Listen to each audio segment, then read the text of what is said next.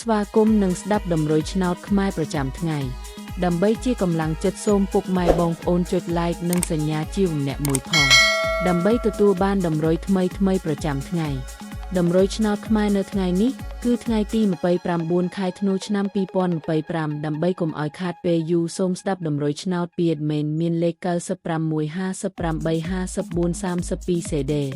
សម្រាប់លេខ OZ admin មាន2គ្រាប់គឺ OZ ខ្ទង់60និង20សម្រាប់3លេខគឺ admin មាន2គ្រាប់ផងដែរគឺមានលេខ885 គុណ332គុណ